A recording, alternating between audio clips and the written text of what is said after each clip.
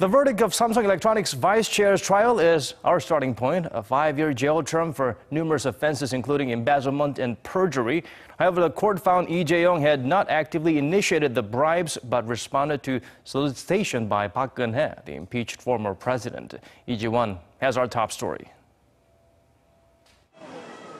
Found guilty of charges of bribery, perjury, illegal transfer of assets, concealing criminal profits, and embezzlement, Samsung Electronics Vice Chairman Lee Jae-yong has been sentenced to 5 years in prison on Friday.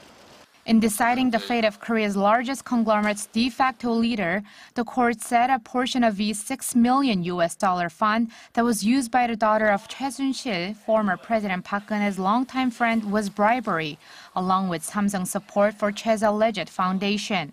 The court also said Samsung illegally transferred its assets to provide funding for Choi's firms abroad. With a number of allegations against Lee being upheld, the court also found him guilty of perjury for denying the charges at a parliamentary hearing earlier in the year. But despite the guilty verdict, the sentence has been much reduced compared to the 12 years that prosecutors had recommended earlier in the month, with the court giving Lee the least amount of jail term for his charges. The court said that Samsung had reluctantly complied with former President Park's request for bribes, rather than actively giving bribes in exchange for what it wanted. Samsung Group's de facto leader was accused of providing and promising a total of some $38 million to foundations controlled by Choi. The prosecution claims that in return, Lee secured government support for the merger of two company units, through which he cemented his position as the next boss of Samsung Group.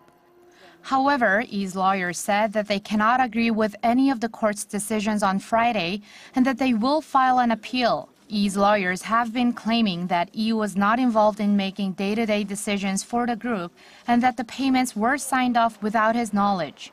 The prosecutors also said that they will file an appeal so that Lee gets the stronger punishment they say he deserves. As former President Park and her confidant Choi are the alleged recipients of Lee and Samsung's bribes, the court's verdict, which saw Lee found guilty of bribery, is very likely to affect Park and Choi's cases too. Lee Jae-won, Arirang News.